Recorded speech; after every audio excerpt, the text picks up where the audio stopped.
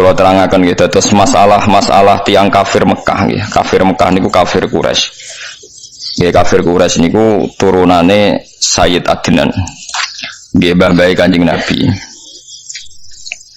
Terus nak sampean ngaji tiba napa berjanji wonten wa ba'du faqulu huwa Muhammad bin Abdullah bin Abdul Muthalib. Terus Abdul Muthalib bin Hashim. Terus di antara mbah-mbah Nabi tok Kusoi. Summiya bi Kusoyin litaqasihi fi biladi Qudu'atal Qasiyah ila an a'dahu ta'ala ilal haramil muhtarami fawahawahima. Dados mbah-mbah Kanjeng Nabi niku termasuk wong sing seneng lunga. Dadi Kusoyin maknane wong sing seneng lunga adoh. Nggih, Kusoyin maknane wong sing seneng lunga adoh.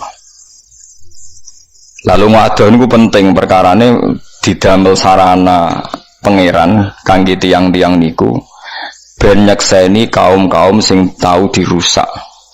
Ini ku perjalanan Mekah dugi Syam. Syam niku Syria, Libanon, Jordan. Jadi misalnya kaum Sodom, kaum Nabi Lut niku sakniki derek Jordan. Nggih wong sakniki darani ditsi laut napa mati. Niku derek kaum napa? Sodom. Sodom niku sakniki derek napa? Jordan. Nak kaum Ad niku sakniki derek Yaman. Jadi khole Nabi Hud niku teng pundi? Yaman. Mun kula didono geografi serian nggih. Dadi kaum Nabi Hud nggih Ad niku napa? Yaman. Ibu kotane riyen Ahqaf. Mulane disebut wazkur akhoat iz anzara qaumahu bil Ahqaf napa? Ahqaf ibu kota Yaman napa? Ahqaf. Jadi iz anzara qaumahu bil ahqafi wa qad khalatin nuzuru min bain yadayhi wa min khalfi. Mohon kula baleni malih nggih.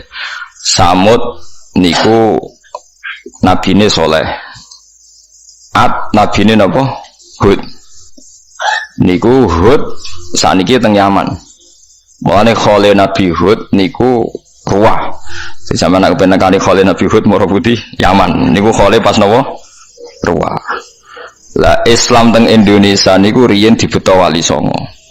Wali Songo niku rata-rata zuriyae Nabi sangka dinasti Bani Basaiban. Sehingga Wali Songo niku nganakno kirim donga wong mati ku Ruwah. Perkarane khole Nabi Hud niku Ruwah. Niku cerita sejarah. Lah riyen Yaman niku nate namine Hadramaut. Mergo kota mati, dadi wong Arab nak darani Yaman hadara mautun. Hadara iku teka, mautun mati. Dia dianggap kota mati. Dene napa? Hadramaut. Iku dadi kota mati selawas-lawas. Kanjeng Nabi pesen kowe oleh mara rono nek iso nangis utawa ibadah, nek ora usah. Terus awale zaman pertama sing nggo niku zuriyae Kanjeng Nabi niku Ahmad Al-Muhajir. Sinten? Ahmad Al-Muhajir. Ahmad Al-Muhajir manggen teng Yaman. Terus nama Hadramaut mulai dibuang mergo wong saleh-saleh Habib sing alim-alim seneng tafaul diarani napa Yaman. Diarani Yaman mergo sisi kanane Ka'bah. Mulane pingirane Ka'bah sing papat ku diantarane disebut rukun napa Yamani. Mergo ngarah ning arah napa Yaman. Jadi kayak kudu roh. Terus mulane zuriyae Nabi ngantos sak mangke paling kathah ketemu di Yaman termasuk Ratibul Haddad Sayyid Abdullah napa Haddad ning Yaman sing nyari Ihya nu Sayyid Zabidi nggih tiyang napa Yaman Zabid itu daerah napa Yaman nganti saniki termasuk Habib Zain bin Semit niku riyen rahine teng Jakarta teng Bogor tapi sak mangke urip teng Yaman terus manturi Habib Haddar dadi Habib alim niku saniki sing moncar ngene Sayyid Umar Hafid niku budi Yaman, Habib Salim Asyadiri ke Yaman. Kalau ada karangane ulama Yaman niku mulai tahun 400 sampai saniki. Nggih khatam kula sinau termasuk karangan Habib sing cek sugeng-sugeng kados Al-Manhajus Sawi kula sinau nggih khatam. Yo khatam nggih paham. Yo eling maksud dadi kula niku yo khatam yo paham nggih eling. Dan ini penting kula terangaken. Mergo niki kaitane mbek nerangno Quran. Jadi nak ana wong liberal utawa wong sekuler darani ceritane Quran niku asatirul awalin isapan jempol iku salah besar. Wong roh kabeh secara artefak sejarah nak bekas-bekase penyiksaane Allah ning Sodom saiki ana ning laut mati. Makome Nabi Hud wonten temudi Yaman. Yaman ibu kotane Ahqaf id anzara qaumahu bil Ahqaf. Lah mbah-mbahe Nabi niku tiang-tiang sing ditakdir sereng kluyuran. Mane kena kiai soleh atau keluyuran ora usah fatwa mesti gobloke ra karuan, paham nggih. Ya mok soleh wajib dicucuk dihormati, tapi nak fatwa ora usah mbok rungokno. Wong nek ora tau keluyuran ora diperbandingan. Mane mbah-mbah Nabi tiang pinter sumya bikusayen litaqasihi fi biladi qudu'atal qasiyah. Keluyurane keluyur. Nah, keluyurane bangsa Quraisy iku dienggo alasan pangeran nak gak gelem iman disalahno. Mergo Allah cara Jawane ya Allah mundat-mundat wong kowe roh dhewe afalam yakunu yarunaha walaqad atau alal qaryatil lati umtirat tarasso. Penduduk Mekah lak keluyuran dan di antara keluyurane iku nyekseni desa-desa atau perkampungan sing dirusak pangeran. Dan wong Mekah ya darani kados Yaman diarani Hadro maut. Nak darani kaum Sodom nggih ditsi utawa laut napa mati. Artinya ngerti tenan nak iku bekas-bekas penyik. Lho kok ora iman. Lah umpama bangsa Quraisy babahe Kanjeng Nabi mau ning dalem ae ning musala gak tau keluyuran niku pangeran ra iso ngelingno, perkarane gak tahu. Belum dengar kan. Paham ya? Paham ya? Ya mulane termasuk nikmate kowe nek di guru utawa duwe panutan sing seneng keluyuran. Mergo keluyuran dadekno rohan. Li ila fi Quraisyin ila fihim rihlatas syita'i was-shaif. Wong Quraisy iku nikmat sing diudat-udat pangeran, digo alasan almanan udat sing ngudat-ngudat. Maksudnya ngudat-ngudat iku ben sadar. Iku mergo li ila fi Quraisyin ila fihim rihlatas syita'i was-shaif. Keluyurane wong Quraisy iku ning musim panas lan ning musim dingin. Fal ya'budu rabb hadzal bait alladzi at'amahum min ju'i wa amanahum min khauf. Keluyuran lane summiya bikusayen litaqasihi fi biladi qudu'atal qasiyah. Ampun. Barokah keluyuran niku ngerti ana kaum Ad. Kaum Ad berhubung kaume mati di wong Arab darani hadra mautun. Terus dadi napa hadra maut. Nggih, nak darani napa? Hadra napa? Maut. Dan seterusnya. Terakhir barokah keluyuran niku sing dadi barokah nganti kita, nganti kula jenengan iman barokah keluyuran. Umpama ora ana keluyuran ya ora ana Nabi Muhammad. Lah nek nek ambek wong seneng keluyuran ya rada kudu diutang jasa. Kaya Ibnu Battuta sing masyhur nak sejarawan terakhir sinten Ibnu Battuta. Kanjeng Nabi niku umur 9 tahun, kila 12 tahun. Kabeh tarikh ku sepakat niku dijak mlaku-mlaku pamane dagangan tengene Syam, teng Palestina. Dugi tenggene Syria nganti sakniki tesih wonten kani satu Bakhira gerejane Rahib Bakhira wonten sing maca Bukhaira wonten maca Bakhira sanggepe waca milih sitok lah Bakhira padha ra roe wae milih sitok ora melok jenakno ya ora ro aktene pokoke suwe bareng tok Rahibu Bakhira niku ana sajarah wit iku khas nggih wit iku khas. Roh ibu Bukhara ora tenan, nak sing lungguh ning kono iku ora nabi, wite ya biasa wae ndablek kae. Tapi nak sing lungguh nabi, pohon ini bisa memperlakukan khusus. Misalnya taruh sajar srengenge kok kulon, kok nabi pinarak ning kulon. Nggih terus wite iku manggon kulon dampingi supaya nabi ora kena panase napa srengenge. Lan disebut tudzilluhul qamamah tuti'uhus sahaib. Roh Bakhira iku roh. Bocah kok lungguhe carane ngono iku mesti nabi, carane memperlakukan wit kok ngono iku mesti nabi. Fajriul jabini lailiyut dawai. Wes pokoke kabeh sifate iku tudzilluhul ghamamah tuti'uhus sahaib. Mulane Roh Bakhira niku cah iku mesti nabi. Bareng wis yakin mesti nabi niku ndekne iku pertama takok Abu Thalib termasuk takokno afi ainaihi khumratun istidzaron lil alamatil khafiyah. Apa mripate cah iku ana merah-merah ya merah ya khas istidzaron lil alamatil khafiyah. Terus dijawab fa ajabahu bina'am. Fa haqqala dahi madunnahu. Aku ya ora carane sampean wae tiba berjanji ora. Nah kula nur jarang maca tapi apa. Aku bengak-bengok ngrameni terus kok berkat. Lha iku bedane aku biasane.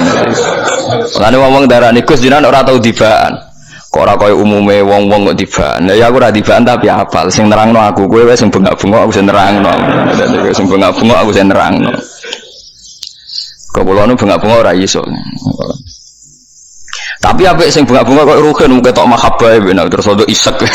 Rada jadab sithik-sithik macem. Afi ainaihi humratun istizarun alamatil khafiyah. Terus sampai Abu Thalib dijawab na'am.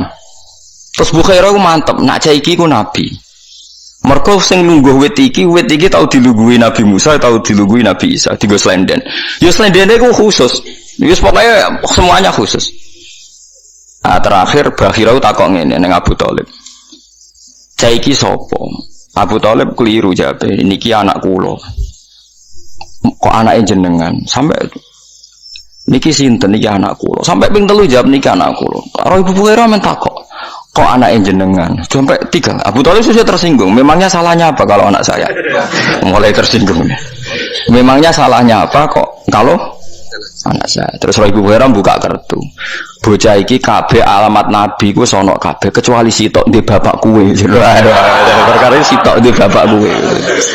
Nah, Abu Thalib akhirnya buka kartu. Memangnya salahnya apa kalau bapaknya saya? Alamatnya Nabi ini ditinggal mati bapaknya zaman yang kandungan. Nak di bapak kue berarti salah. Jadi problemnya mau sitok, ya gue di bapak kue. Akhirnya Abu Thalib ngaku ora iki ku ponakanku. Bapaknya wis mati zaman di kandungan 6 bulan terus tape anak. Iki ponakanku terus diwambung ambek bojo. Ya iki calon apa? Nabi. Wis sempurna kan sing salah kan mesti tok anake sinten? Abu Thalib. Lah kesalahan ini wis luruskan, diambungi, dicucup bon-bonane terus ya Abu Thalib iki uga mulai wae. Wong Yahudi ning Palestina iku menunggu akan membunuh bayi ini, anak ini. Mergo wong Yahudi iku mangkel dinasti nubuwah kontek kok malah ora keturunan Yahudi, keturunan Ismail. Paham ya, ora turunan Yahudi tapi turunan apa? Ismail. Ko Yahuda bin Yakub bin Ishak bin Ibrahim. Kanjeng Nabi lewat nasab sinten Ismail. Artinya pertama kali ono gunjingan Nabi Muhammad Nabi iku ya barokah wong kluyuran. Wah, nek coba percaya Mustafa kurang tau ngluyur. Tapi kudu mbok hormati wong saleh. Atine saleh zaman akhirnya niki ya wis saleh tapi nak fatwa ra kena dindel mergo ora duwe perbandingan. Dadi wong saleh-saleh dhisik mesti tau kluyuran. Imam Ghazali ngaji itu 6 negara lebih, Imam Bukhari lebih 6 negara. Wabe wong alim seneng keluyuran, mergo di perbandingan. Paham gitu. Nah sing ra tau ngluyur wis menisan khusyuk, aja kok ora ngluyur beling malah ora ono benere kan. Akhirnya mulai rame ning Mekah. Bani Hasyim terus ra mergawe. Mergo nyiapno nubuwah. Bani Muthalib yo ora mergawe nyiapno nubuwah. Akhirnya Kanjeng Nabi dikawal termasuk Abu Thalib dikawal. Mergo mesti calon nabi. Mulane sampean takok sapa wong pertama sing roh nabi? Ya Abu Thalib. Perkarane tau diskusi mbek roh ibu to. Rame ning Mekah dadi gunjingan, sebagian percaya, sebagian ora, wong isih bocah. Khadijah percaya. Kok Khadijah iku duwe paman jenenge Waraqah bin Naufal, niku penginjil. Khadijah percaya ngongkon Maisarah. Maisarah jeneng lanang ya, Maisarah teng Arab niku jeneng napa lanang. Ngongkon Maisarah ngawal Kanjeng Nabi, ternyata tambah dikawal nggih wau ngalami beberapa kesaksian mukjizate Kanjeng Nabi. Terus Nabi umur selawe dilamar Khadijah di nikah. Mana sama nak tangkok Nabi ku dinobatno dadi Nabi umur 40 tahun, tapi kejelasan Nabi ku wis masyhur saantero Mekah, saantero Yahudi Nasrani. Roh kabeh. Akhirnya tenan ya baru kayak ngeluyur wa usumiyya bi kusayin litaqasi fi biladi kudu'atal qasiyah ila ana adahu wa ta'ala ilal haramil muhtarami fahama hima. Terus penting keluyuran itu penting itu wow. Ternyata ning Yahudi, dinasti Yahudi yang ada di Israel sekarang, Israel, Palestina, Syam, itu bakas wong sing jenenge Muhammad. Rame. Puncake rame Khadijah gelem ngawin nikah. Informasi nubuah didapatkan ke Waraqah bin Naufal. Informasinya yo khas. Niki kula tabaruk mbek Kanjeng Nabi Muhammad sallallahu alaihi wasallam. Ben sampean roh maknane walaqad atau alal qaryatil lati umtirat matarasau. Sebagian ayat disebut wasakantum fi masakinil ladzina dzalamu anfusahum wa tabayyana lakum kaifa fa'alna bihim. Wasakantum fi masakinil ladzina dzalamu anfusahum. Hei penduduk Mekah kowe ra manggon ning satu kawasan sing dhisik digoni wong zalim. Wa tabayyana lakum kaifa fa'alna bihim. Dan jelas bagi kalian apa perlakuan saya terhadap mereka. Wa darabna lakumul amsal. Jadi intinya penduduk Mekah diudat-udat pangeran mergo sering keluyuran dan lewat keluyuran ini ono kesaksian. Lu ono kesaksian kok gak gelem i. Jadi keluyuran itu penting. Mulane Quran ngelingno afalam yasiru fil ardi. Mbok kowe mlaku ya fasiru fil ardi. Lah saiki akeh kiai kumel ra tau keluyuran komentar lha innalillahi wa inna ilaihi raji'un. Mulane wong Indonesia iku khusyuk-khusyuk. Tapi nek ana resepsi lanang wedok kumpul. Kadang wonge salate tenanan tapi nggawa rukoh ijek katokan cekak mara masjid. Bariku ya salat, bariku mulai ya katokan cekane ora kowe digawe. Iku malaikat yo bingung. Bingunge malaikat iku nak wong nak mlaku mara masjid iku setiap sak langkah iku nyeblokno dosa. Tapi wong sing buka aurat setiap langkah iku nambahi dosa. Iku mbok plus mbok minus ya ora roh perkarane malaikat ngadepi dua aturan hukum. Wah. Lho nak mlebune ning diskotik kan jelas nilainya negatif terus. Iki moro masjid maksudnya. Cara kowe mesti dadi malaikat mbok menang nanti. Wong aturannya kan ndak ada orang berjalan ke masjid setiap langkah iku nyeblokno dosa. Tapi ada aturan hukum pidana ning KUHP pokoknya nak sing buka aurat mlaku sak mlaku dosa. Tapi masalahnya mlakune moro masjid. Nah, itu kan ada dua hukum yang berbeda. Mulane ben bingung no malaikat mbok iso do buka nutup aurat lah nomor masjid itu ben jelas napa. Lah itu begitu. Orang itu butuh pembanding. Mbon tenan. Termasuk sing dadi alamat tubuh Geger niku Heraklius, wong pondok andaran Heraklius. Heraklius niku raja Romawi sing nguasai Palestina. Zaman Kanjeng Nabi Sugeng presiden Mekah jenenge Abi Sufyan, bapake Muawiyah. Presiden nenggone Palestina Romawi niku Heraklius. Wong padha nama maca Heraklu. Heraklu niku krungu kabar, dekne ngipi ana bocah ganteng sunat, khitan niku sunat. Ya sunat tenan sunat. Ning dhuwur langit. Dekne akhire takok mbek penginjil iku sapa? Ya Malikul Arab niku raja Arab sing sampeyan ngalahno kowe. Ora Nasrani ku ora sunat. Sing sunat wong Yahudi ora iki ora Yahudi, raine gak rai Yahudi. Saking bingung akhirnya nyeluk Abi Sufyan ke mitra dagang ya. Abi Sufyan sing presiden Mekah mitra dagang diundang teko teng ngene Palestina. Riyen pokoke Syam lah sampai. Mergi riyen niku sing darani Syam mboten Palestina mulai Yordan, Libanon, pundi niku sekarang Israel, Tel Aviv niku. Terus pundi niku Syria. Nggih napa Syria itu riyen istilahnya napa Syam. Lah niku takokane ngeten lucu, takokane Heraklius lucu. Saya dengar-dengar di daerah kamu itu ada orang ngaku nabi. Jaya Abi Sufyan ya. Itu disaksikan beberapa calon sahabat, belum sahabat, orang-orang menapa pesuruh Abi Sufyan. Dia orang nasab apa ndak? Iya, dia punya nasab. Orang nasab terbaik, dia suku Quraisy. Apa bapak-bapaknya pernah jadi raja? Tidak pernah. Pernah dia bohong? Tidak pernah. Nak perang musuh kowe menang di, ya kadang menang kadang kalah. Abu Sufyan jawabnya jujur. Terus pengikutnya itu tambah akeh tambah sidik, tambah akeh. Yang ngikuti itu du'afa'uhum am syurafa'uhum. Wong mulya wong ino, du'afa'uhum yus wong elek-elek jare-jare Abu Sufyan wong elek-elek. Terus setelah itu Abi Sufyan diam. Heraklu ini kok gawe beberapa kriteria. Kalau saja kamu bilang dia anak raja, pasti dia itu pembohong.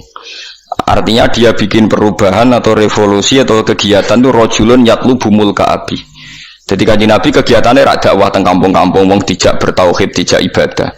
Umpama dekne anake raja, mesti tak komentari rojulun yatlubu mulka abi. Wajar anake raja saiki golek-golek pengaruh mergo kepengin dadi raja kaya bapake. Mulane Nabi didesain ora anake raja. Andai kan kamu bilang Muhammad pernah bohong, berarti gak Nabi. Nabi itu mulai cilik ditekdir gak tahu bohong, karena maka naliyadzarul kadziba alan nas. Gak mungkin Nabi kok di masa lalu tukang nopo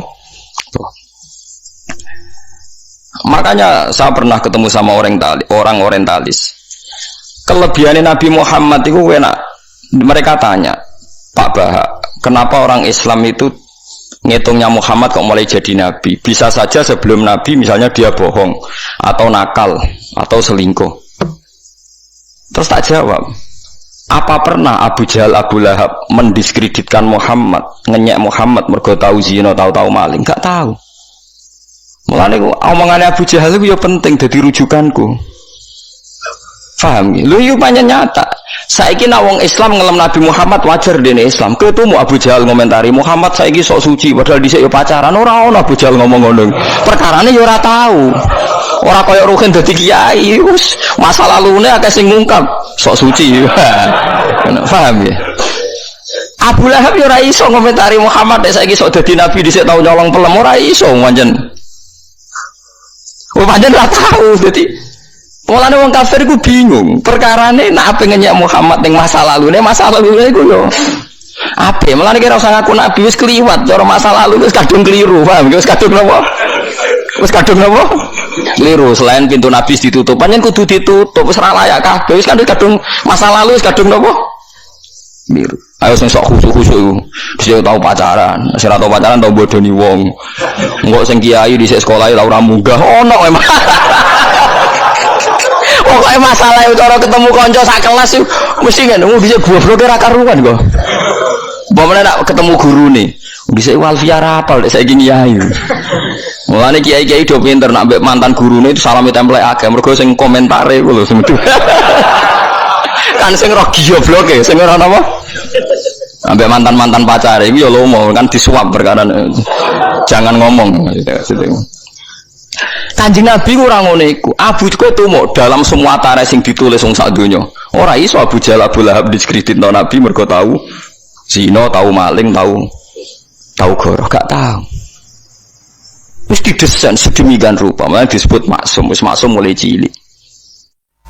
Satu peradaban itu yang bisa bangun itu dzurriyah itu komunitas gen.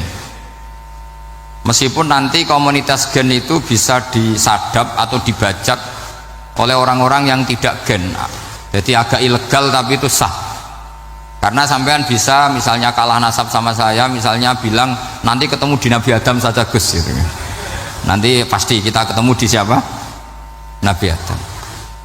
Terus kedua, kekalahan nasab itu udah abadi, karena nanti setelah jenengan ditanya di kuburan, bapak kamu siapa? Itu disuruh jawab Nabi siapa? Ibrahim. Terus kekalahan nasab sampai nanti berakhir di kuburan karena nanti dijawab siapa bapak kamu, disuruh jawab siapa? Nabi Ibrahim. Jadi yang punya bapak Karmen apa itu sudah selesai, sudah nggak dipakai lagi. Nanti pakai siapa? Nabi siapa? Ibrahim. Nah, kenapa saya cerita bahwa nasab gen itu akan disatukan oleh satu visi ilmiah yang objektif. Gini ku jawe Nabi Yusuf, wattaba'tu millata abai Ibrahim wa Ishaq wa Yaqub. Terus dawe Nabi Yusuf, maka nalana an nusyrika billahi min syai'. Jadi saya ngikuti leluhur saya. Ini dengerin ya, saya ngikuti leluhur saya, yaitu Nabi Yaqub bin Ishaq bin Ibrahim. Leluhur saya itu siapa? Maka nalana an nusyrika billahi min syai', yaitu keluarga besar yang tidak pernah melakukan kemusyrikan. Ya, keluarga besar kami punya tradisi tidak pernah melakukan kemusyrikan. Dan bahkan itu dibahasakan tidak mungkin kita ini melakukan kemusyrikan. Maka nalana itu kira-kira kalau bahasa Indonesia itu kita ini tidak mungkin melakukan kemusyrikan. Nah, kenapa demikian? Itu berangkat dari logika yang permanen, disebut yusabbitu wallahu alladzina amanu bil qouli tsabiti fil hayatid dunya wa fil akhir. Logika permanen itu begini, misalnya kita ini kan hidup dari bapak dari ibu terus sampai Nabi Adam. Kemudian setelah Nabi Adam ini berakhir, kemudian kita mau tidak mau berpikir Nabi Adam itu siapa. Terus diterangkan ternyata Nabi Adam itu satu makhluk hidup yang mulanya dari tanah, lewat wahyu Allah, lewat titah Allah kun, kemudian jadi manusia yang bernama Adam. Sebelum Adam ada bumi, ada langit, ada cakrawala, macam-macam. Kemudian itu kita rumuskan lagi, asal usulnya adalah tidak ada, adamiyun makhdun. Akhirnya kita tahu bahwa alam raya ini diwujudkan setelah dari tidak ada. Nah tentu terus kita berpikir, dari tidak ada menjadi ada itu pasti penyebabnya adalah sesuatu yang ada. Nah yang ada itu disebut wajibil wujud. Karena wajibil wujud ini wujud sendiri, nggak ada saingannya. Karena Allahu ala sayyamahu, Allah ada dan tidak ada pesaingnya. Maka kita ini berpikir nggak mungkin ada kekuatan manapun yang menyamai Allah, sehingga nggak ada Yesus mungkin menyamai Allah, nggak ada Fir'aun, nggak ada Lata, nggak ada Uzza. Makanya disebut maka nalana an nusyrika billahi min syai'. Kita ini tidak mungkin melakukan kemusyrikan. Sama nggak usah tanya saya, Gus, tapi orang menjadi musyrik itu kan mungkin. Jawabannya itu tetap nggak mungkin. Kemusyrikan itu satu teori yang nggak mungkin. Tapi kalau orang musyrik itu mungkin. Memang akan dilibat. Tapi karena kita kenal Raden Asnawi itu dari sisi ilmiah, kita punya banyak kitab beliau. Mungkin saya termasuk pernah dulu yang membawa kitab beliau banyak ke Korea. Saya itu beli pesolatan tuh bukan 1-2 sampai 2 kerdus 3 kerdus. Itu mulai dulu, mulai saya ngiai sampai sekarang. Tak bawa ke Sragen, ke Solo 3, termasuk tak bawa ke Korea. Jadi mungkin ya ini GR saya ngaji di sini itu barokahnya jualan pesolatan. Tapi bukan jualan yang cari laba enggak, karena tak gratiskan, tapi itu dagang akhirat lah kira-kira gitu. Jadi kalau saya masuk neraka kita era pantas, bakul pesolatan kok masuk neraka gitu, kayak itu nggak pantas itu. Karena saya termasuk orang ya yang cara berpikir itu optimis. Dulu di sini ada orang alim alama namanya Raden Asnawi. Terus kemudian sejarah agak berpolemik, ada mengatakan beliau itu muridnya Syekh Nawawi, ada mengatakan tidak. Apapun itu yang saya yakini adalah beliau ya saling istifadah lah, saling bermanfaat bagi Syekh Nawawi Banten. Saya punya catatan sejarah banyak tentang Raden Asnawi karena guru-guru kita itu akan ketemu di Syekh Nawawi Banten. Yaitu kita tahu misalnya saya ngaji Mbah Mun ngaji Mbah Zubair misalnya ngaji Syekh Fakih Mas Kumambang, ngaji Mbah Mahfud, terus ngaji Sayyid Abi Bakar Sato, terus ngaji Sayyid Zaini Dahlan. Kalau keluarga sini mungkin misalnya Gus Hafid, Mbah Niam, Mbah Zuhri, terus Raden Asnawi. Raden Asnawi kita tahu nikah dari istri mudanya Syekh Nawawi, yaitu Nyai Hamdana. Saya sering diceritani Mbah Mun, terus Nyai Hamdana punya anak yang namanya Zuhriyah dari Syekh Nawawi. Kemudian setelah dinikahi Raden Asnawi punya anak namanya Zuhri, Minan, Niam, terus sampai ke Gus Hafid itu, Hafid bin Niam. Kenapa saya cerita ini? Karena kealiman itu adalah sesuatu yang dibanggakan Allah. Imam Amudi itu ulama ahli matematika. Jadi ada ulama itu ahli matematika. Dia nggak pernah ngajarkan pesolatan, zakat, sholat, tapi dia ngajar matematika. Kemudian dari matematika itu beliau menjadi ahli tauhid. Sehingga nanti Munkar Nakir itu nggak akan tanya dia marbuka wa manabuka, karena dia punya rencana. Yang ngajar tauhid itu saya, kata. Jadi kalau dia malaikat akan marbuka, pangeran kamu itu siapa? Malaikat malah dilawan. Kamu pernah ngajar tauhid? Saya ini guru tauhid. Singkat cerita, saking keramatnya Imam Amudi, kata Allah, ya Amudi, presentasikan ilmu tauhid yang lewat jalur matematika ke semua malaikat saya. Semua malaikat saya tahu cara berpikir matematis. Karena malaikat itu imannya itu iman mauhibah, karena dia malaikat, ya iman karena tahu neraka, tahu surga, terus dia iman. Kalau kita enggak, kita iman tuh pakai logika, jadi lebih keren. Loh betul, Malaikat itu ketika bangga, ya Allah, apa ada orang yang imannya di atas kita? Jawabnya Allah ada. Siapa? Ya orang-orang kudus, kata Allah gitu. Kira-kira gitu. Kenapa? Ya betul. Karena kamu iman saya itu wajar, kamu tahu saya, tapi mereka nggak tahu saya tapi iman. Kenapa bisa iman ya Allah? Karena mereka punya logika, punya akal. Akhirnya Imam Amudi disuruh sama Allah presentasikan logika tauhid kamu lewat jalur matematika. Malaikat disuruh dengerin semua. Isma'u ya malaikati, ini mimpinya wali. Terus Imam Amudi mulai mengajarkan nisbatul isnaini ilal wahid wa nisbatus salasa wal arba'ah ila ma la nihayatalah niku binisbatin wahidah, yaitu far'un minal asli wa huwa al wahid. Mbok angka sebanyak apapun 2, 3, 4 sampai 1 miliar itu nisbatnya ke angka 1 adalah nisbatul far'i ilal asli, semuanya berasal dari 1. Maka hadhil awalim atau hadal alam ila ma la nihayatalahu, tetap semuanya ini cabang dari 1, yaitu wujud dari 1, yaitu Allah Subhanahu wa ta'ala. Sehingga semenjak itu ditiru sekian ulama, akhirnya malaikatnya mantuk karena kepastian kalau Allah satu yang diyakini malaikat itu sepasti logika yang dibangun orang-orang manusia ini, padahal tidak ngerti Allah Subhanahu wa ta'ala karena pakai akal. Sehingga di pondok itu orang harus ngerti mantek. Orang mantek itu ilmu yang jelimet tapi menyenangkan. Biasanya sing sinau ambek rokokan, sawangannya kayak filosof. Jadi paling gak agak paham itu dia alasan. Sementing nikmati rokok, tak pikir nikmati pemikirannya, ternyata nikmati rokok. Kayak kemarin saya datang ke resepsinya Gus Agil, saya itu tertawa terus karena dengerin Habib Muthohar. Saya membaca bahayanya rokok, setelah tahu bahayanya saya berhenti membaca. Tak pikir itu kan setelah tahu bahayanya saya berhenti merokok, ternyata enggak. Saya baca bahayanya apa? Merokok. Setelah saya baca, maka saya berhenti membaca gitu. Bukan berhenti merokok. Itu ilmu kelas tinggi seperti itu harus mantap. Pernah beliau ditegur dokter, "Beb, kalau rokok terus nanti mati." Tenang saja, saya masih bawa korek.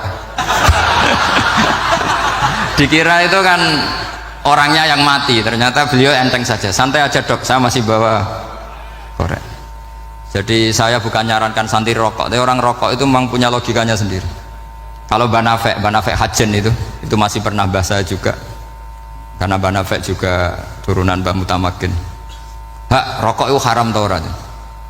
Nak cara kula darani haram sebuti bah. Lah iya, nak haram ya bener aku. Mulane tak obong, barang haram apike diobong. Jadi saya sama orang-orang sepuh itu tidak pernah menang. Jadi apa ya, mereka itu orang yang sudah lama, gimana ya, mau dikatakan bulat itu ya, tapi memang nggak pernah kalah mereka. Ada satu kiai masih misananya Banafek, ini rokok 2 katanya. Bagi yang nggak ngerokok berarti membiarkan 2 haram masih. Bagi yang merokok berarti mengurangi haram. Kalah lagi ya. Jadi saya tuh pernah dibully 2 mbah saya, karena 2 mbah saya ini rokok semua.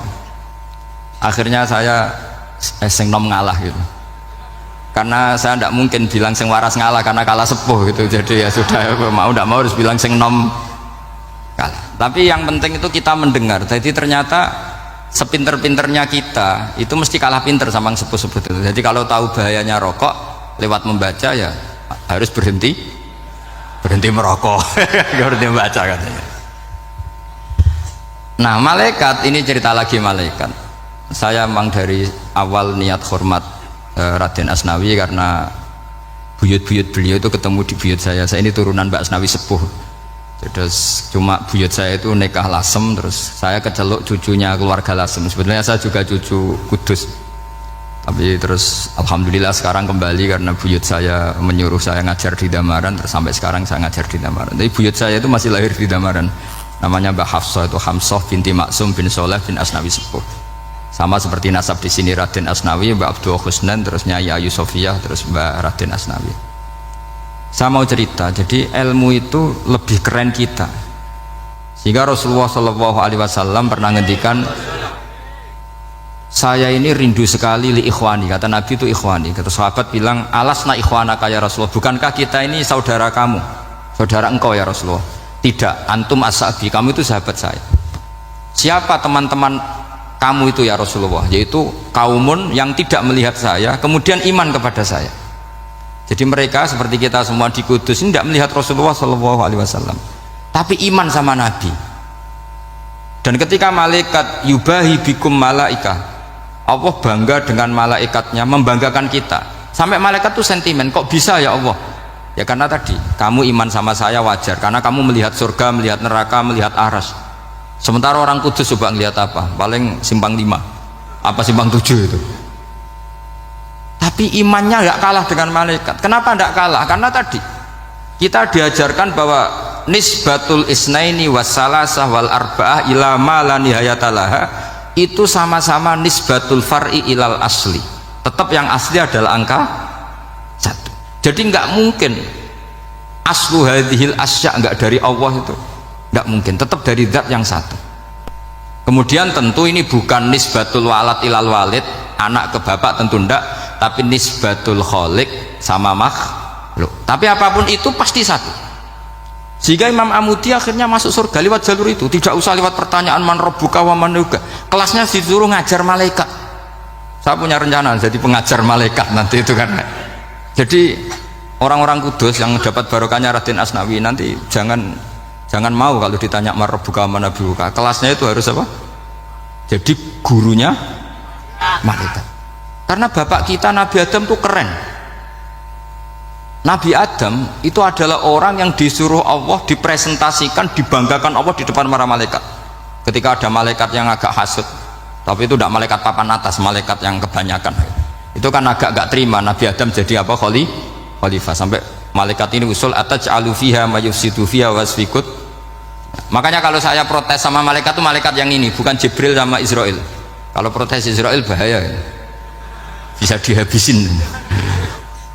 Saya pernah ditanya seorang kiai, Gus jenengan gojlok malaikat kok berani? Ya karena malaikat yang jenis ini pernah gojlok Nabi siapa? Adam. Nggak percaya kalau Nabi Adam itu layak mimpin, sampai protes ataj'alu fiha may yufsidu fiha wasfikut dima.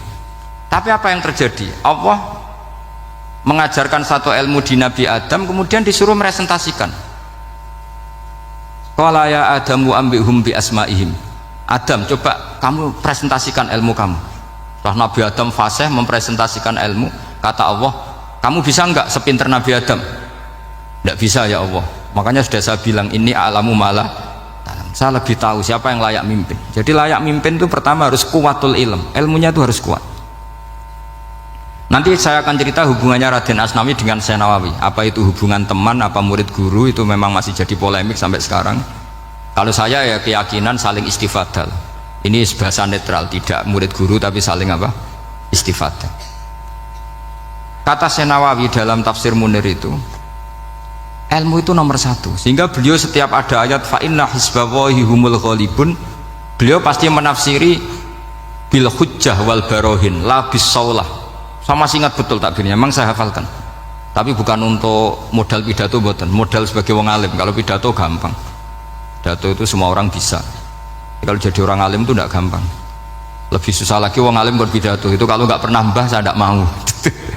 Karena memang saya terkenal nggak suka pidato. Satu memang nggak bisa, nomor 2 tidak ingin, nomor 3 ya rugi. Karena pidato itu nasib-nasiban itu. Kalau nasib baik kamu tidak paham itu, wah Gus Ba ilmunya tinggi sehingga kita tidak paham, itu kalau nasib baik. Kalau nasibnya ada baik, nak ngendikan bulat sama itu tepak-tepakan. Dan Syekh Nawawi itu benar, Raden Asnawi juga benar, semua guru-guru kita benar. Karena agama ini sebetulnya bukan masalah negara, tapi masalah logika yang sehat.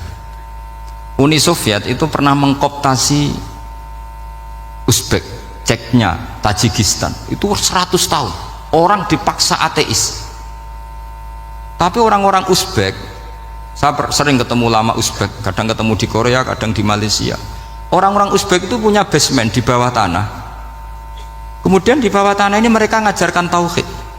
Ngajarkannya ya gampang. Misalnya ini sesuatu yang ada, ya ini ada penciptanya enggak? Ya ada. Siapa? Tukang katanya. Yang penting itu nggak ada logika bahwa sesuatu yang ada disebabkan oleh ketiadaan. Lah orang komunis, orang ateis itu orang yang mengatakan alam ini didahului oleh nihilisme, oleh adamiyah.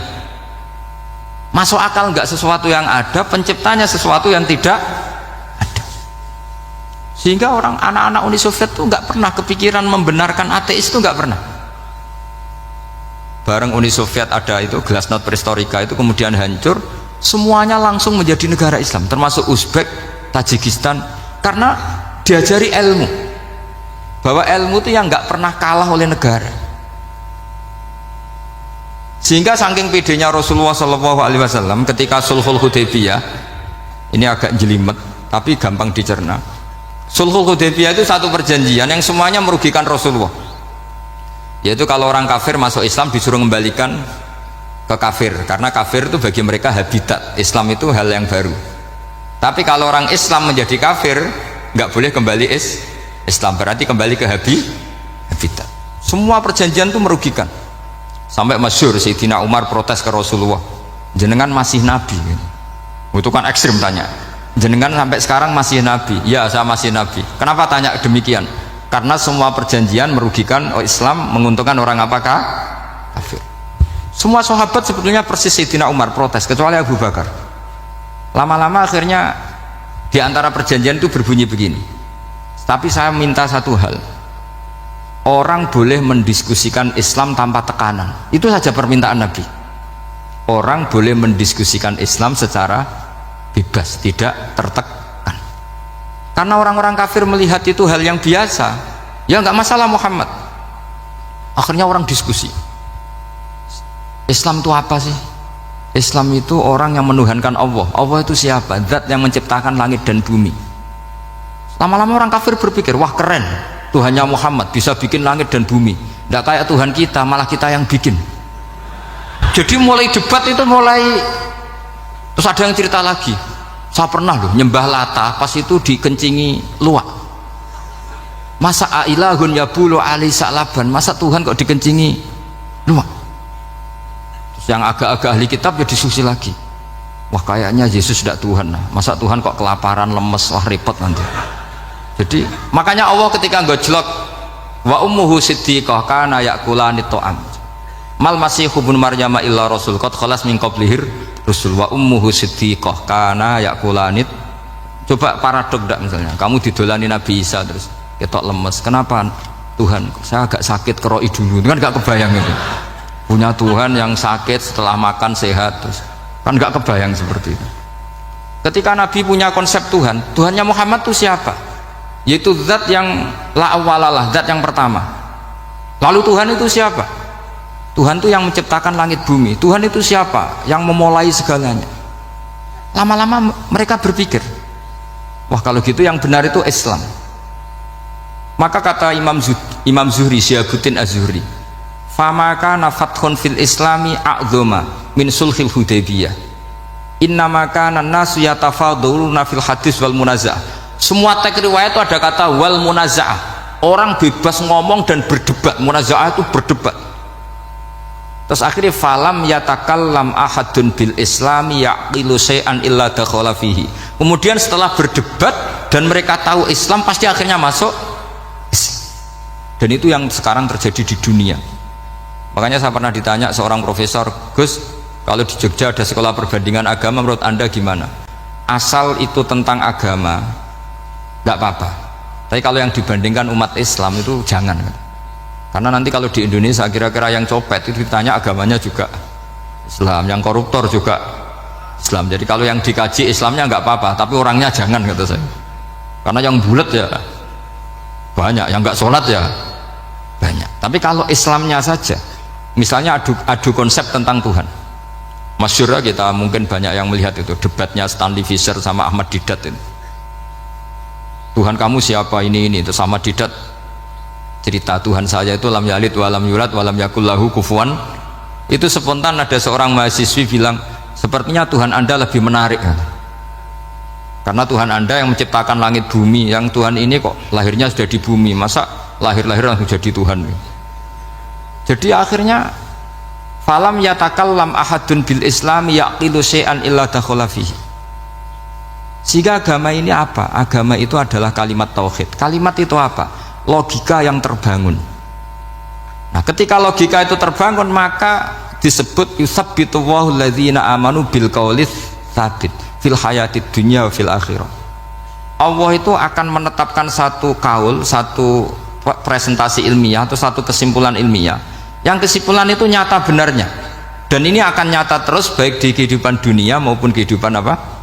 Akhirat. Seperti Allah sebagai Tuhan itu akan nyata terus di dunia, Allah ya Tuhan, nanti di akhirat juga Tuhan. Tapi Tuhan selain Allah, maka menjadi Tuhan ini nunggu ada yang menuhankan. Misalnya Fir'aun itu jadi Tuhan karena ada yang menuhankan. Sekali dia mati, dia sudah aset wisata, bukan Tuhan lagi.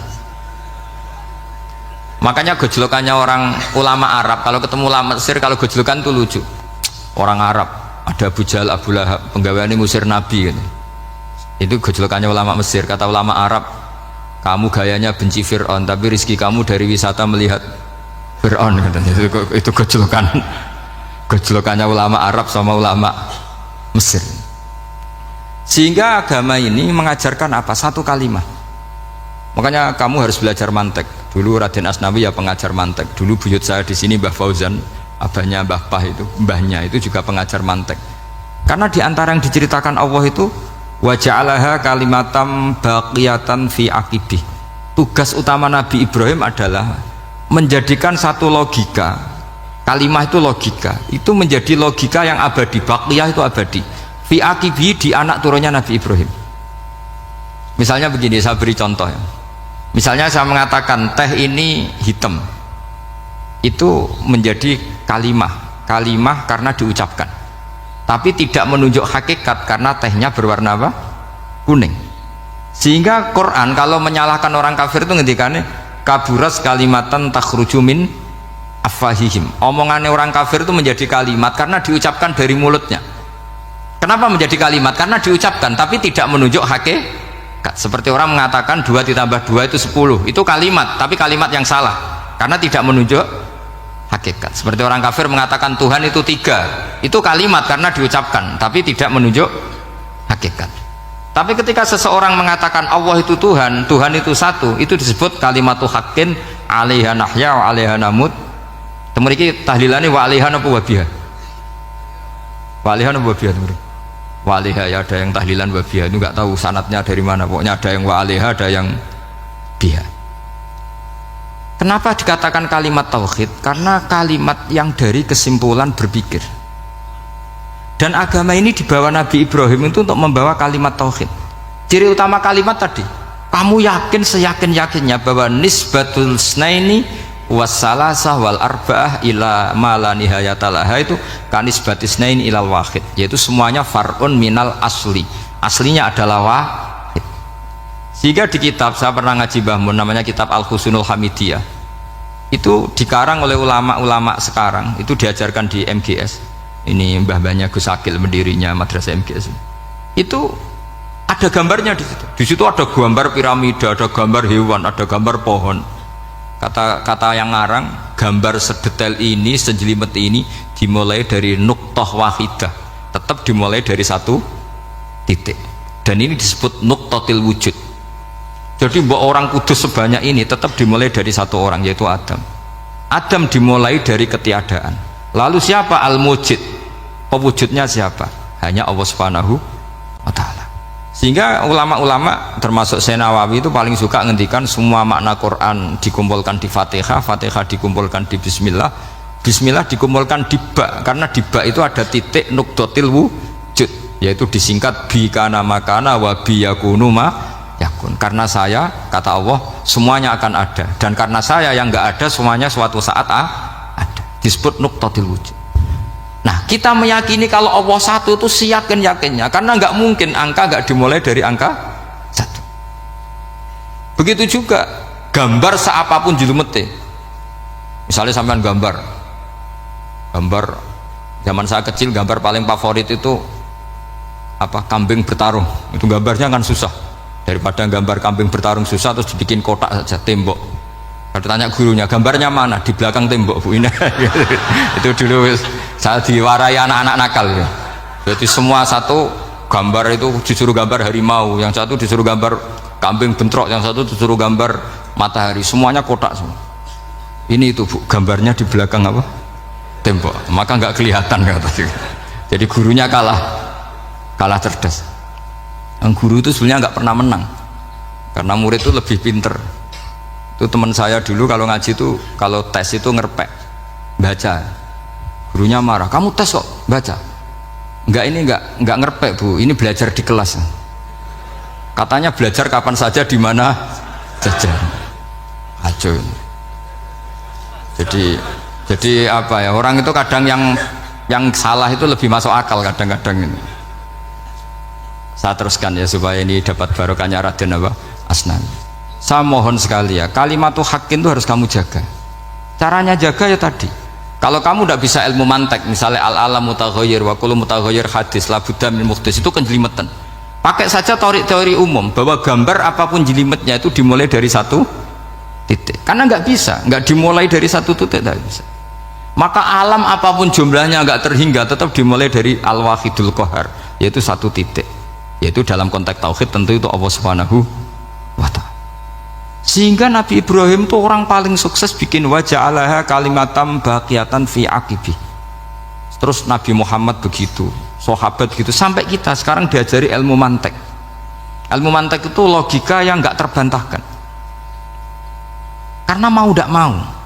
Kata Imam Syafi'i, fa innal uqula muttarratun ila qabulil haq, karena akal akan dipaksa menerima kebenaran. Dan itu yang terjadi di Uni Soviet. Dikooptasi 100 tahun untuk berfaham ateis, dilawan oleh ilmu, tetap menanamkan ilmu tauhid, ilmu mantek.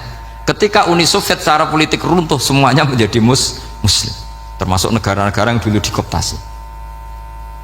Maka kamu tidak usah kecil hati di Indonesia, apapun rusaknya negara ini, asal kita cara bertauhid benar, insya Allah tetap meninggal husnul khotimah. Karena sudah janjinya Allah, yusabbitu walladzina amanu bil qaulits tsabit. Sing jelas itu nomor satu tuh al qaulits tsabit. Memang itu logika yang masuk akal. Jadi jangan kira semua orang ditanya amar rabbuka, enggak. Banyak ulama yang enggak ditanya. Masyhur itu dalam cerita keramat-keramat. Ada guru tauhid ngajarin tauhid. Setelah ditanya mungkar nakir, Imam Malik datang. Kamu nanya ini man rabbuka man nabiyuka, kamu tahu ini guru Umul Barohin yang tukang ngaji tauhid. Guru tauhid kok ditanya apa? Tauhid. Malaikatnya nggak jadi tanya. Dan saya percaya cerita-cerita seperti itu karena secara umum itu ala inna auliya Allahi la khaufun alaihim walahum yahzanun lahumul busyra fil hayatid dunya wa fil akhirah. Artinya kalau wali itu kok ditanya mungkar nakir berarti ngalami ketakutan. Karena di situ kan digambarkan mungkar nakir itu sewangar, bawa godam. Terus kalau yang tanya nggak bisa dipukul sampai ajur sak walang-walang. Pokoknya ceritanya kan seru seperti itu. Berarti kalau betul begitu terus ayat la khaufun alaihim walahum yahzanun kayak apa? Makanya dalam kitab Nasoihul Ibad itu ada cerita ini. Sampean boleh nggak sependapat dengan saya, tapi semoga nasib sampean nanti digebuki malaikat. Karena orang itu akan mengalami seperti yang dirasakan. Anak indadzoni abdibi, saya tidak bayangkan akan ngalami itu. Makanya saya ini ngajar tauhid terus. Paling tidak kalau ditanya marbuka mana buka, sampean tahu profesi saya ini pengajar tauhid. Dan biji saya 9. Dulu saya di MGS, kalau ada teman bijinya tauhid kok 4, terus gak ahli swarga, tauhidnya jeblok. Dari kalau bijinya 4 terus gak ahli swarga, tauhidnya apa? Jeblok. Tapi yang bijinya 9, ya ahli swarga, tauhidnya itu. Saya dulu bijinya 9. Terus 9 terus sampai tamat. Karena nggak ada biji 10. Karena kalau 10 itu kan terlalu sempurna, nggak baik lah manusia kok sempurna gitu. Jadi sudah 9 aja kan gitu. Tapi sebetulnya pantasnya ya dapat 10. Mergo saake, mergo tenan nggak tahu saya. Di Nasoihul Ibad itu ada cerita gini dan saya percaya itu. Di sarahnya itu. Juga di sarah apa itu yang di sarah Syekh Nawawi itu. Pokoknya saya kalau ingat Raden Asnawi pasti ingat Syekh Nawawi. Saya tidak memastikan apa murid guru apa saling istifadah, yang jelas itu teman dekat, teman fil ilm. Sayyidina Ali itu pernah minta kasaf sama Allah. Saya percaya tidak semua orang ngalami marbuka ditanya itu. Ya Allah, saya minta kasaf itu ngerti alam gaib. ingin tahu Umar. Jadi diam-diam Sayyidina Ali itu ya mangkal sama Sayyidina, wong kok kerase ngono. Angger wong kok tahu disentak, jajal wani nyentak malaikat tora, itu kata Sayyidina. Jadi dia minta kasaf karena kenangannya dia melihat Umar itu semua orang pernah disentak sama Sayyidina Umar itu. Maka Sayyidina Ali minta kasaf, ya Allah saya ingin melihat Umar menghadapi mungkar nakir, masih garangkah apa enggak, itu dah itu minta kasaf. Pas kasaf beliau bangun dari kubur, duduk, dilihat sama Sayyidina Ali ini ngalami kasaf, sama ndak usah tanya, ndak wali kok tanya, ya sudah pokoknya percaya aja. Akhirnya malaikat mungkar nakir datang, itu di situ digambarkan matanya itu kalkidril mughalla, kayak apa itu panci yang dibakar. Wah wow, seru. Semua nang Sayyidina Ali, baru ini kamu akan takut gitu. Tapi ternyata enggak, Umar bangkit disentak orang tua itu. Kamu tahu menghadapi siapa? Yang sopan gitu. Oh, ada sontak. Kuwaget malaikatnya itu karena enggak pernah ngalami disentak, mungkin itu pertama gitu. Kuwaget. Memangnya kamu siapa? Saya ini teman kekasih Tuhanmu. Saya yang diandalkan temannya sebenarnya bukan dia gitu. Ana sohibu habibillah, saya ini temannya kekasihnya Allah. Jadi dia ngandalkan temannya sebetulnya, bukan ngandalkan dirinya. Oh kamu temannya Nabi Muhammad? Iya saya Umar, temannya Nabi Muhammad. Kamu harus hormat sama temannya kekasih Allah.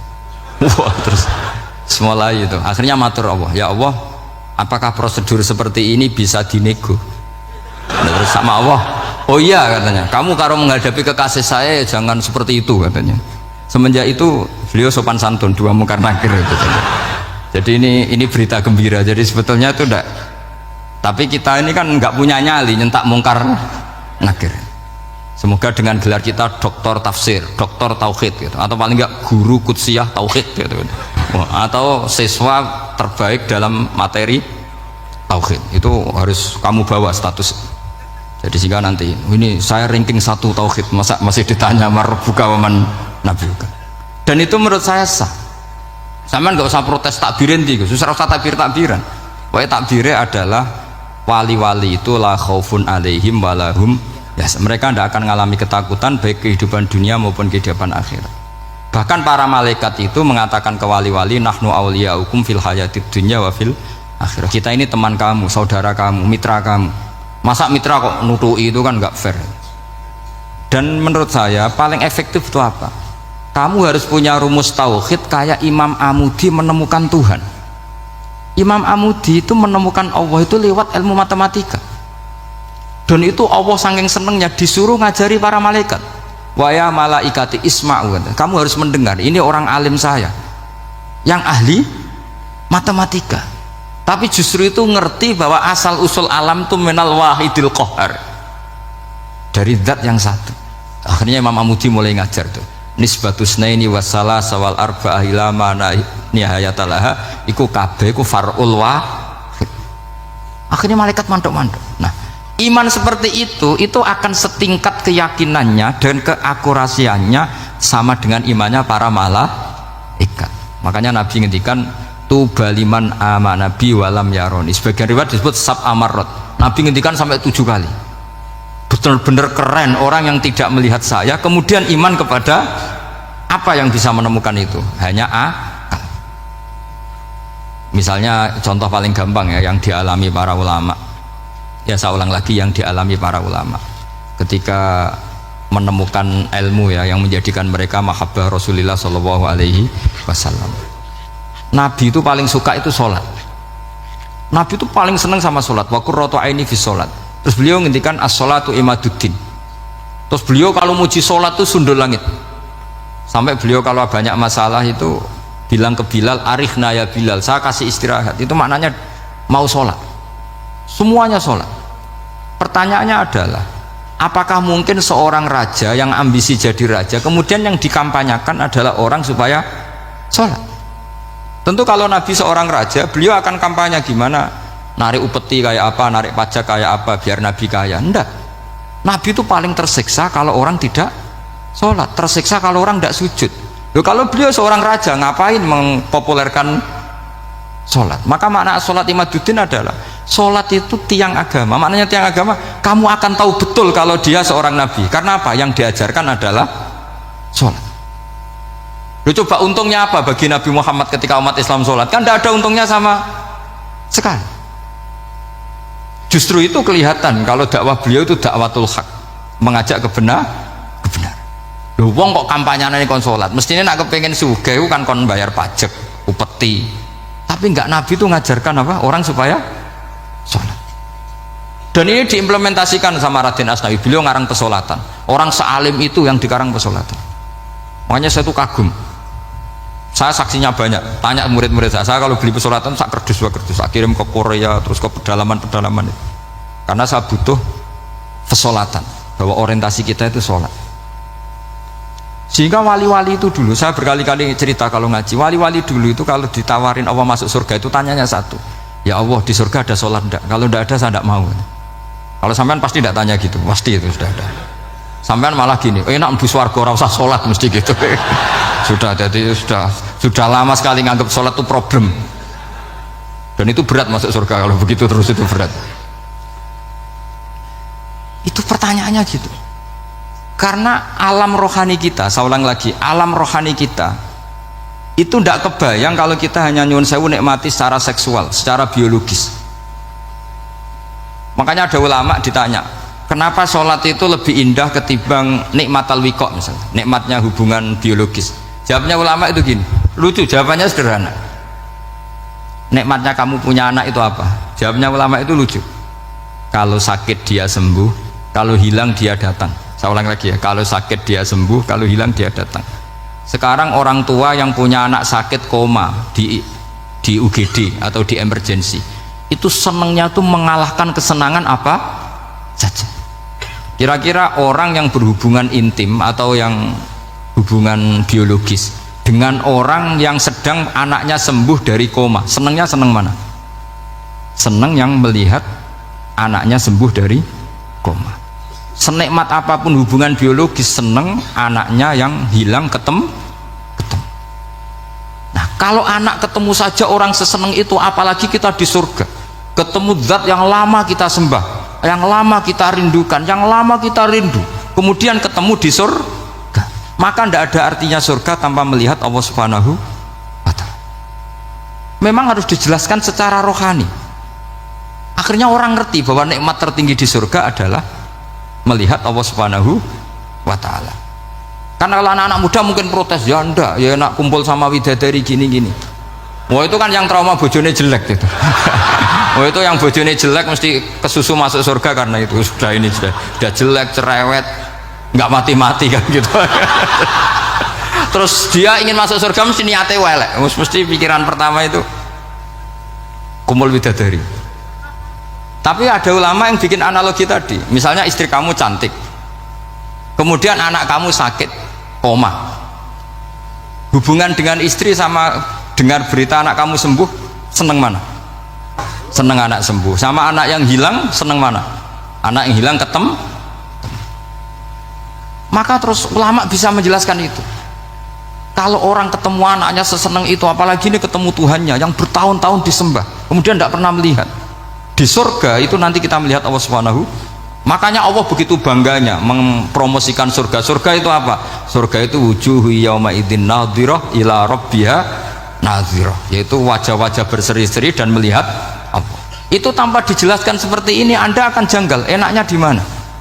Tapi setelah dijelaskan detail gini oleh ulama, maka kita akan tahu an-ni'matul uzma sing enggak ada perbandingannya adalah nikmat masuk apa? Surga karena melihat Allah Subhanahu wa Ta'ala.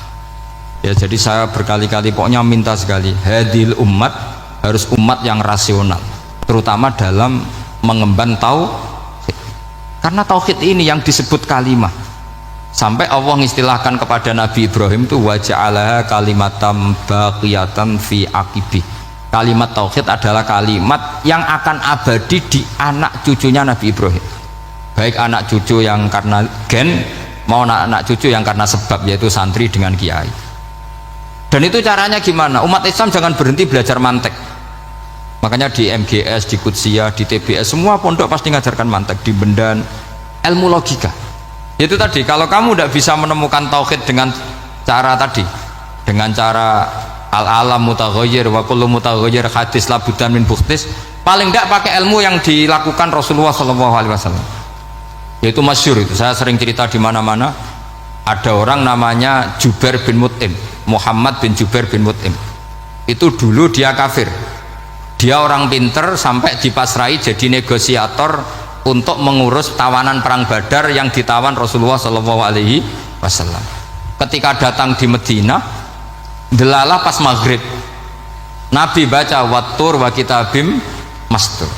Di antara ayat yang dibaca Nabi itu am khuliqu min ghairi syai'in. Masa manusia sebanyak ini kemudian mereka diciptakan oleh ketiadaan. Min ghairi syai'in itu oleh ketiadaan. Masa alam raya yang wujud ini, alam raya yang punya eksistensi ini kemudian penciptanya adalah ketiadaan. Padahal wal adamu la yakhluqu wa la yu'assiru wa la kadza wa kadza. Tentu sesuatu yang tidak ada itu tidak bisa dikatakan sebagai pencipta. Wong nggak ada, jadi faktor saja nggak mungkin apalagi jadi pencipta. Itu Nabi habis sholat langsung beliau sungkeman, ya Muhammad, saat ini juga saya iman. Karena logika yang dibangun ayat yang kamu baca itu menghabiskan semua logika saya. Intinya logika tauhid itu akan mengalahkan semua teori non tauhid. Itu yang disebut bal naqdhifu bil haqqi 'alal batili fayadmaghuhu fa idza huwa zahid. Kebenaran tauhid itu akan menghancurkan kekuatan apa saja. Fayadmaghuhu itu di tafsir Tobari disebut dorbatan tasujud dimah. Satu pukulan sing sampai menjadikan otak itu hancur. Makanya disebut damagho, dimah itu maknanya otak. Maka kamu jangan khawatir kalau Islam didiskusikan di Uni Soviet, didiskusikan di Kanada, didiskusikan di Korea, pasti kalimat tauhid akan mengalahkan kalimatul batil. Pasti ja'al haqqu wa zahaqal batil, innal batila kana zahuq. Tapi syaratnya kita harus kuat. Makanya saya ini senang sekali yang namanya ngaji itu, saya senang. Karena saya tadi bercita-cita ingin jadi dosen setelah mati. Karena di dunia sudah tidak jadi apa? Dosen. Saya ingin seperti Imam Amudi. Pertama ketemu Allah, beliau disuruh ngajar malaikat tentang ilmu apa? Matematika yang mengarah ke tauhid. Jadi diajarkan. Kamu tahu angka 2, angka 3, angka 4, semuanya bersumber dari angka 1. Berarti semuanya berawal dari 1. Gak tahu setelah itu malaikatnya dites lagi apa enggak, gak tahu. Pokoknya pas itu malaikat ya paham semua, oke. Kayak apa hebatnya umat Rasulullah Shallallahu Alaihi Wasallam? Karena akalnya kuat. Sehingga kita harus kuat. Sehingga kalimat yang benar disebut kalimat haqqin 'alaiha nahya wa 'alaiha.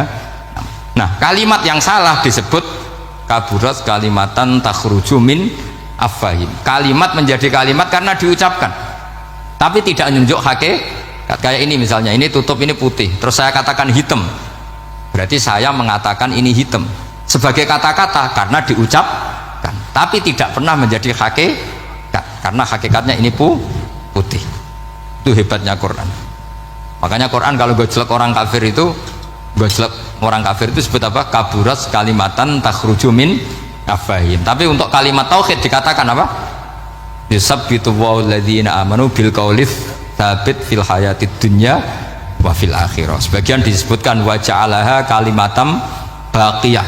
Kenapa kalimat tauhid itu kalimat yang abadi? Karena Allah sebagai Tuhan di dunia juga sebagai Tuhan di akhirat, dan selalu Tuhan pada masa yang tidak terbatas. Itu disebut wa ja'alaha kalimatam baqiyah. Kemudian umatnya Nabi mengganti kalimat yang gampang. Allah punya sifat baqo, punya sifat akhir. Maksudnya akhir itu la akhirah. Terus semuanya yang faham ya alhamdulillah, yang nggak faham dikon ngapal lah. Wujud kidam baqo mukhalafatul khawadisi qiyamuhu binafsi wahdaniyat kudrat irodat. Wes paham. Lah kok sing rada alim terus roh bedane iki sifat ma'ani iki maknawiyah. Cara Mu'tazilah ngene, cara ahli sunnah ngene. Wah itu sudah kejlimetan bocah. Sementing pokoknya wujud kidam. Nah, kenapa yang pertama yang disebut wujud? Karena yang membedakan kita dengan faham ateisme itu ya sifat wujud, yaitu mereka mengatakan alam raya ini dimulai dari ketiadaan. Wah itu akal mana saja itu nggak bisa nerima, masa ketiadaan menciptakan sesuatu yang ada. Maka kata Ibnu Hajar al Asqalani ketika mentafsirkan mensarai hadis salasun mangkunna fihi wajata halawatal iman. 3 hal ini kalau kamu faham maka menemukan manisnya iman. Manis itu enak. Terus kata Ibnu Hajar Al-Asqalani, saya masih ingat betul dalam syarahnya Fathul Bari, wa yusamma inda ahlil aql, misalnya al-iltizat al-aqli. Agama ini mengajarkan kenyamanan cara berpikir. Coba kalau sampean seorang doktor atau seorang profesor atau seorang pinter, kemudian kamu dipaksa mengimani bahwa alam ini diciptakan oleh ketiadaan, itu bisa tidur gak? Oh, tidak bisa tidur. Sampean misalnya orang pinter, dididik di kampus atau dididik di pondok, alam ini yang wujud, yang menciptakan itu sesuatu yang tidak wujud, kamu bisa tidur tidak kira-kira? Ini guru apa? Ini sarap ini. Mosok hadil maujudat khalaqahal adam, sesuatu yang wujud diciptakan ketiadaan. Tapi agama ini membawa sesuatu yang menyenangkan untuk akal, yaitu hadhil maujudat khalaqaha wajibul wujud. Maujudat yang wujud ini diciptakan super maujud, yaitu oleh bahasa pondok disebut wajibul wujud. Kan terus seneng, wajar dong kalau sesuatu yang ada diciptakan oleh yang ada. Nah tentu ada pencipta, terus ada super, disebut wajibul wujud. Kan terus enak. Nah itu kata Ibnu Hajar Al-Asqalani disebut wajadah halawatal iman. Sehingga kita tidak usah khawatir. Makanya saya itu termasuk orang yang nggak khawatir. Apapun rusaknya dunia ini, kacaunya dunia ini, akan kalah dengan kalimatut tauhid. Karena kalimat ini ketemu apa saja pasti menghancurkan. Yaitu disebut bal naqdhifu bil haqqi 'alal batil fayadmaghuhu fa idza huwa zahid. Kalimat hak ini akan menabrak apa saja, dan yang ditabrak pasti hancur. Makanya sama tidak usah khawatir misalnya ada negara ateis di Cina, di Korea, kita yakin asal yang diteliti itu agama Islam pasti menang. Nah yang susah kalau yang diteliti orang Islam, itu susah karena yang copet kadang-kadang ya umat, apalagi di negara yang mayoritas muslim, nanti copetnya, premannya, koruptornya semuanya beragama Islam. Makanya kita hanya punya pilihan dua, itu umat Islam dan Islam yang kumat itu dok. Kalau tidak umat Islam ya Islam yang kumat. Tapi kalau kalimat tauhid itu kalimat yang aman, tak jamin 100%. Sehingga saya itu kalau ditanya Profesor Pak Bahak, kalau suatu saat Indonesia jadi negara yang sangat terbuka, kemudian ada sekolah perbandingan agama, menurut Anda prospek Islam gimana? Saya jawab, asal yang dikaji Islamnya bukan orangnya, pasti Islam tetap prospek. Asal yang dikaji apa? Islamnya, bukan orangnya. Kalau orangnya ya Masya Allah, ya itu tadi, kalau tidak umat Islam ya Islam yang umat. Ya semoten mawon supaya ini mungkin untuk barokah napa Raden Asnawi, untuk barokah ngaji kalimat tauhid. Terus sampean kudana nih kula mboten sakake, tak anggap untuk rahmat ngoten mawon nggih. Terus karena tadi di antara syaratnya tobat kata Imam Ghazali itu pernah kena air hujan langsung turun dari langit. Ya itu jelas itu di Ikhya itu, karena ahalul halal adalah alma an nazil minas sama. Halalnya barang paling halal adalah air yang pertama turun dari langit. Tapi kalau yang sudah lewat pecine sampean tuh masalah itu. Kadang pecinya kan kayak temannya nggak sap, macam-macam gitu. Atau beli lewat nyentak orang tua, ya masalah lah itu. Tapi ya lebih baik yang pakai peci timbang yang enggak, lebih sopan gitu kan. Tapi yang nggak pakai peci ya nggak apa-apa, karena langsung kena apa? Hujan. Jadi baik, sahabat-sahabat Muhyiddin Gus Bak semuanya, demikian sebelum kita melanjutkan ceramah Gus Bak lain di channel ini, kami sampaikan terima kasih sekali lagi kepada sahabat-sahabat dan Muhyiddin Gus Bak semuanya. Semoga kita semua diberikan istiqomah, kesehatan, sehat jasmaniah, rohaniah, diberikan istiqomah dalam ibadah. Siapapun yang sering sholat, dia sholat mawon tenggene Pasuruan Tungti mawon. Beliau ngendikan idza qalal insanu at-tahiyatul mubarakatus sholawatut thayyibatu lillah faka'annama hajja wa atamara. Terus timbang jenengan kaji ke antri ra mesti haji. Umroh yang bayar, kadang ke korban penipuan. Sholat agar sholat niati at-tahiyatul mubarakatus sholawatut thayyibatu lillah niku faka'annama hajja wa atamara. Niku ganjarane sami kalian haji kalian umroh. Terus wa idza qala assalamu alayka ayyuhan nabi wa rahmatullahi wa barakatuh faka'annama zaral habiba sallallahu alaihi wasallam. Terus ketika seseorang melafatkan assalamu alayka ayyuhan nabi wa rahmatullahi wa barakatuh, niku setingkat atau semakna atau sekualitas langsung sowan Rasulullah sallallahu alaihi wasallam. Wa idza qala assalamu alaina wa ala ibadillahi sholihin faka'anna mazara jami'al auliya fid dunya. Nah ampun ngendikan assalamu alaina wa ala ibadillahi sholihin, maka orang itu sama dengan menziarahi seluruh wali di dunia.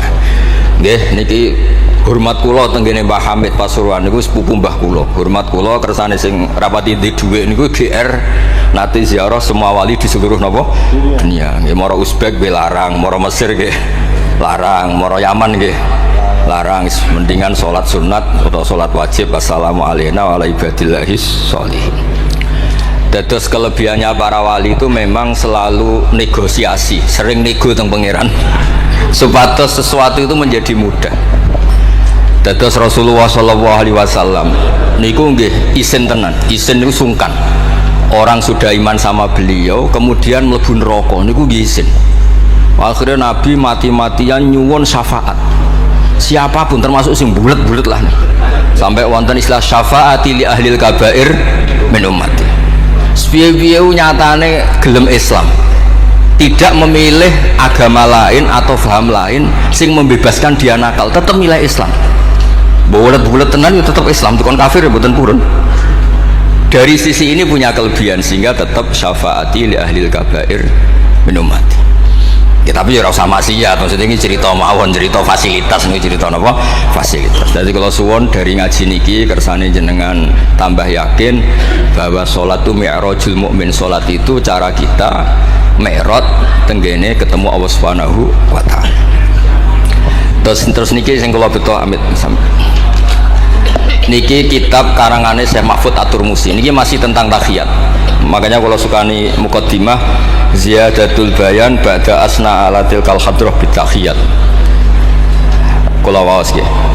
Dados ketika Rasulullah sallallahu alaihi wasallam mi'raj niku singkat cerita akhirnya ketemu wonten hadrah ilahiyah. Terus Allah ngendikan assalamu alayka ayyuhan nabiyyu wa rahmatullahi wabarakatuh. Kula waos nggih. Syekh Mahfud At-Turmusi ini gak ada adik kandung asmane Mbah Dimyati. Mbah Dimyati niki ngiyai teng Termas sing dados gurunipun diantara gurunipun Ki Hamid napa Pasuruan. Tentu kita tahu semua Ki Hamid riyen ngaos Ki Khalil Harun teng Rembang, mbaipun Mbah Mus. Terus ngaos tenggene Termas tenggene Mbah Dimyati. Terus ngaos teng mriki diantarane teng Habib Ja'far selain istifadah teng keluarga besar teng Lasem. Terus niki dikarang Syekh Mahfud sing gak ada adik Mbah Dimyati, sing Mbah Dimyati gurunipun Ki Hamid. Niki kersane nderekaken Simtud Duror ketika muji faedahe at-tahiyatul mubarakatus shalawat. Nggih sing niku baris kedua asyhadu alla ilaha illallah wa asyhadu anna muhammadar rasulullah wa rada anna nabiyya sallallahu alaihi wasallam lailatul isra lamma jawaza sidratal muntaha ghasyiyathu sahabatun min nurin fiha minal anwar masyaallah. Terus Nabi ketika sampai Sidratul Muntaha itu ada nur yang tidak terhingga. Fawaqafa Jibrilu walam yasir ma'ahu. Niki mun perjanjiane mun per niki mun lahdoh. Nggih mun rat situ ki ijo nggih. Nggih kula waos nggih. Ketika sampai Sidratul Muntaha Jibril diam, mboten saged tindak. Walam yasir ma'ahu lan ora lumaku sapa Jibril ma'ahu sertane Rasulullah sallallahu alaihi wasallam. Faqala lahu Nabi sallallahu alaihi wasallam, "Atatrukuni asiru munfaridan." Masa kamu meninggalkan saya jalan sendiri, sowan sendiri? Faqala Jibril, "Wa ma minna illa lahu maqamum ma'lum." Semua kita ini punya kelas. Kelas saya itu tidak sampai saged sowan hadrah napa ilahiyah. Jadi Jibril yang ketuanya malaikat niku ikrar tidak sah derek sowan Allah Subhanahu wa taala. Sing sah namung Nabi Muhammad sallallahu alaihi wasallam. Mulane beliau jawab wa ma minna illa lahu maqamum ma'lum. Jadi semua kita ini punya kelas khusus. Terus Mbak Idris ngongkon kula angsal Mas Sama haram. Mas Sama nu haram. Nah Mbak Idris angsal.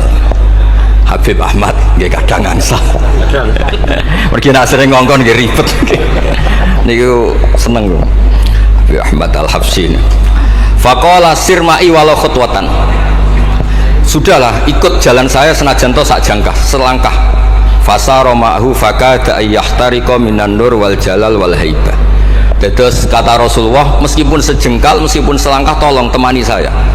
Ketika Jibril manut ning Kanjeng Nabi, terus ngalami satu kondisi sing luar biasa, hampir beliau terbakar. Wasahura wadzaba hatta sara qadrul usfur. Jadi ketika Jibril memaksakan dari Nabi selangkah, niku Jibril sing terkenal niku gadah 600 janah yang bisa menembus langit dan bumi. Niku mengecil sampai qadrul usfur, sampai sak manuk emprit. Fa asyara 'alan Nabi sallallahu alaihi wasallam bisalam. Kemudian malaikat Jibril hanya memberi isyarah, sudah saatnya sekarang jenengan salam. Ai bi ayyusallima ala rabbih idza wasala makanal khitab. Jadi ya niki spesial hormat kula teng Mbah Hamid kersane majelis niki sakral mengutip dawuhipun para ulama termasuk orisinil dawuh Habib Ali napa Al-Habsyi teng kene kitab Kunuzus Sa'adah Al-Abadiyah fil Anfas Al-Aliyah Al-Habasyiyah. Terus insya Allah kalau damel 3 atau 4 makalah berdasar murni riwayat. Karena kalau ngadani jenengan ya buatan pantas untuk memberi kata Habib, kata Kiai. Tapi kalau digandani Mas Ama kira pantas. Atau si tua kulo umur. Karena sepuh sampai itu tua kulo. Falamma wasallan Nabi sallallahu alaihi wasallam ilaikal at-tahiyyatul mubarakatus sholawatut thayyibatul lillah. Jadi kalau kalimat at-tahiyat niku memang dawe Rasulullah sallallahu alaihi wasallam. Terus faqala Allahu, terus kemudian Allah menjawab assalamu alayka ayyuhan nabiyyu wa rahmatullahi wa barakatuh. Artosipun setiap yang sholat itu artinya mewakili munajate Kanjeng Nabi, niku at-tahiyatul mubarakat, juga mewakili jawaban Allah terhadap kekasihnya. Gini Allah jawab assalamu alayka ayyuhan nabiyyu wa rahmatullahi wa barakatuh. Nah, Nabi itu orang yang nggak egois. Ketika dapat posisi yang luar biasa, dapat salam dari Allah, Rabbil Izzah, alam ini terserah Allah, dan Nabi dapat salam dari Allah, jaminan selamat. Karena Nabi tidak egois. Fa'ahabban nabiyyu ayyakuna li'ibadillahi sholihin nasibun min hadal maqam. Kemudian Nabi ingin yang dapat ini jangan saya tok. Semua yang soleh, semua yang iman, semua yang benar harus mendapat salam dari Allah, mendapat garansi selamat dari Allah. Ini betapa pentingnya tidak nopo egois. Ketika Nabi hanya mendapat assalamu alayka engkau Muhammad yang berhak dapat salam dari saya, Nabi inginnya jangan ya Allah, harus semuanya yang soleh harus mendapat salam dari engkau. Ini apa? Fa'ahabban nabiyyu ayyakuna li'ibadillahi sholihin nasibun min hadal maqam. Faqala assalamu alayna wa ala ibadillahi sholihin. Terus faqala jami'u ahli samawat, semua penduduk langit akhirnya jawab asyhadu alla ilaha illallah wa asyhadu anna muhammadar rasulullah. Cara Jawa iki nabi tenan ora egois. Mana ana kiai egois ora kiai. Jadi malaikat iku ngakonine nabi ku nabi yo ngenteni ora egois. Jadi malaikat Jibril nganter, malaikat Muqarrabin nganter, semuanya cek meneng ae. Bareng Nabi usul semua rahmatnya Allah dapat untuk semua. Nabi mereka ngakui asyhadu alla ilaha illallah wa asyhadu anna muhammadar rasulullah. Terus sah nggih sah. Hadza wa inna ma lam yahsul lin nabi sallallahu alaihi wasallam mislu ma hasala li Jibril minal masyaqqa wa adamit taqah li anna nabiyya sallallahu alaihi wasallam muradun wa matlubun. Kenapa Jibril yang roisul malaika? Ya saya ulang lagi, kenapa Jibril yang roisul?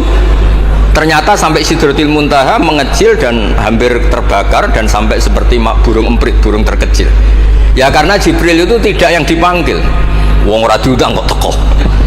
Lah Kanjeng Nabi niki muradun wa matlubun, memang Nabi yang dipanggil, yang ditimbali, sehingga Nabi punya kekuatan yang luar biasa. Sementara Jibril boten.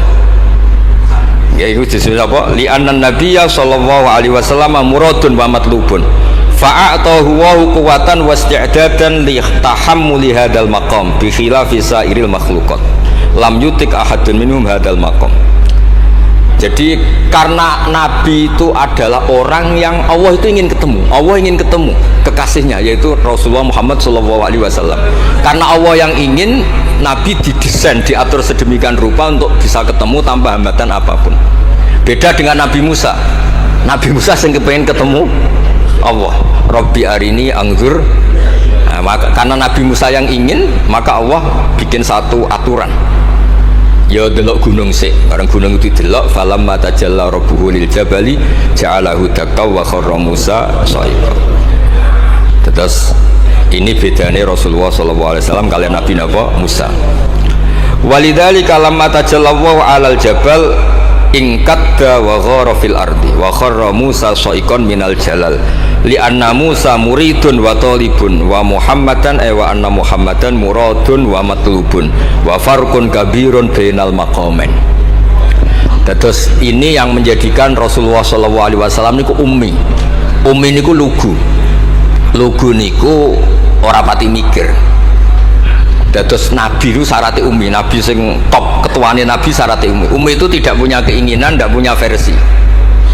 Karena tidak punya versi ini Allah yang tertarik. Lah iku jenenge matlub. Nah Nabi Musa mboten pangeran mau diwarai no, dadi ra diruwet Nabi Musa nu ra diruwet. Niku lho cerita full. Nabi Musa niku kan kepengin mendapat Taurat. Sedawuhe pangeran, ya sudah kamu nemuin saya di Turi Sina. Setelah nemuin di Turi Sina, beliau mojok itu terus munajat sama Allah terus bilang saya ini sudah mendapat Taurat.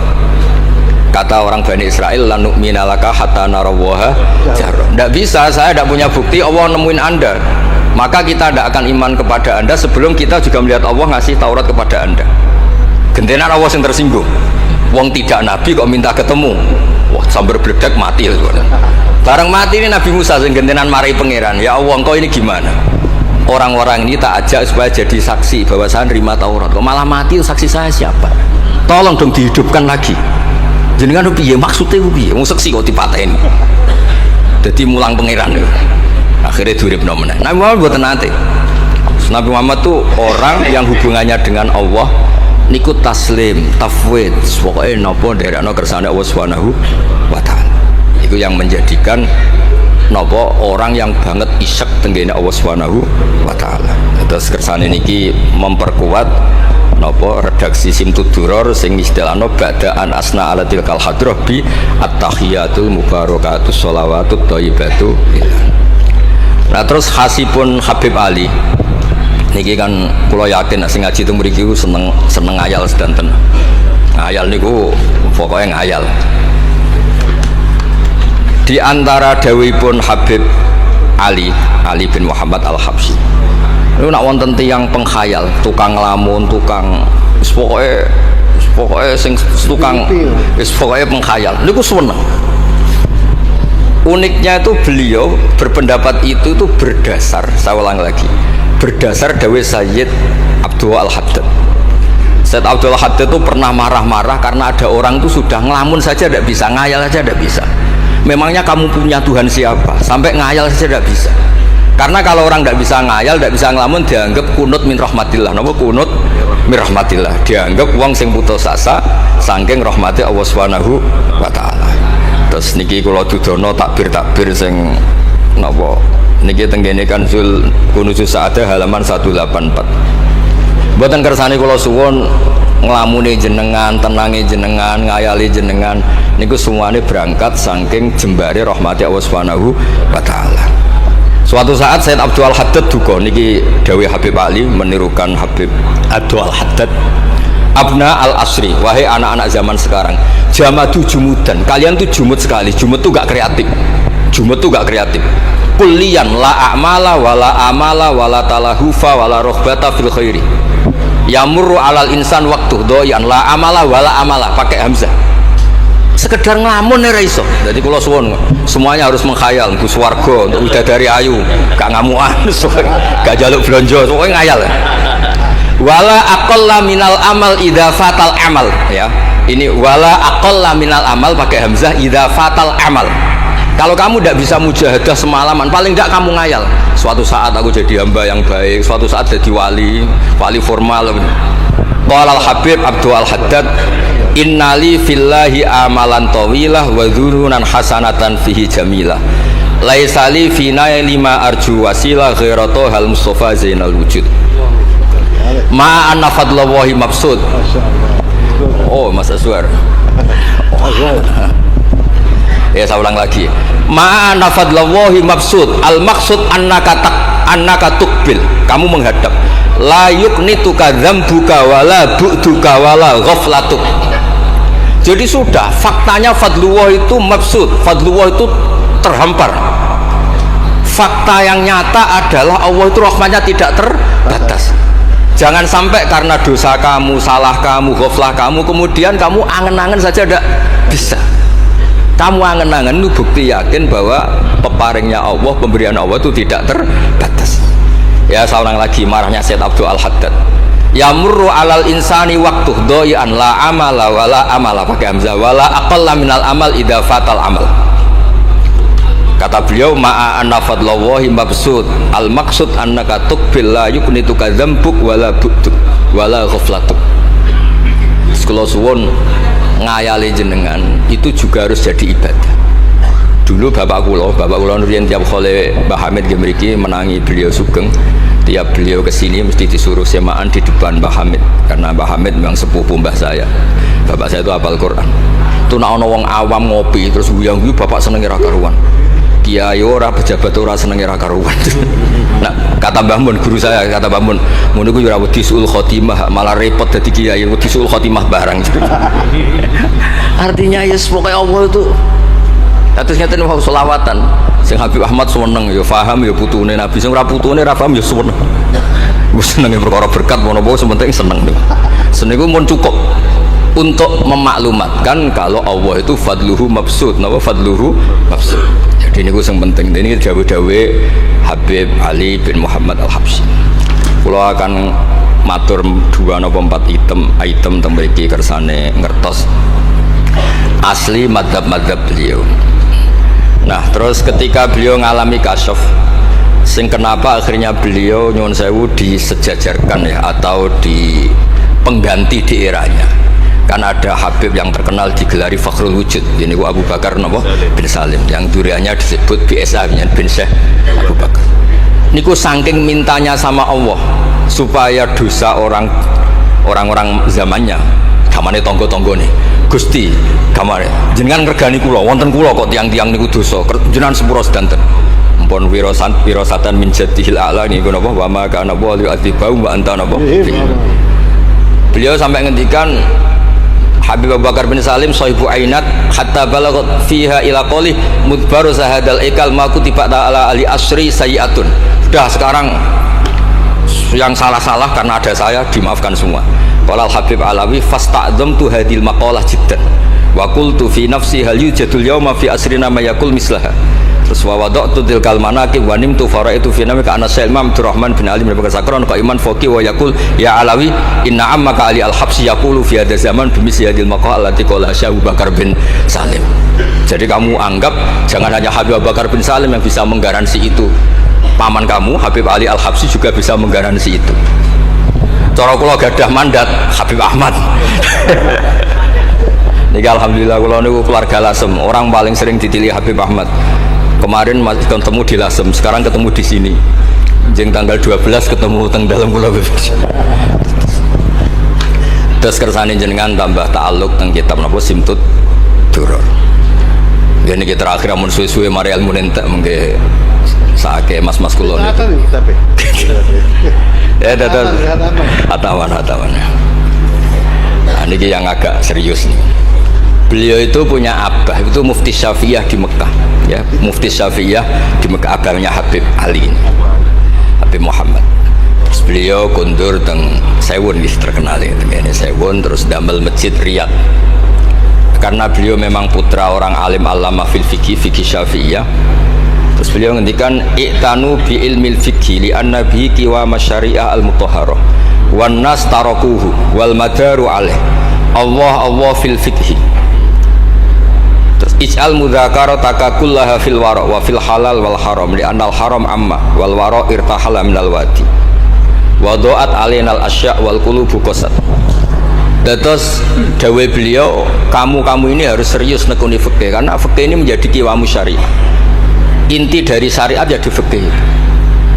Terima kasih sudah menonton. Billahi taufiq wal hidayah. Assalamualaikum warahmatullahi wabarakatuh.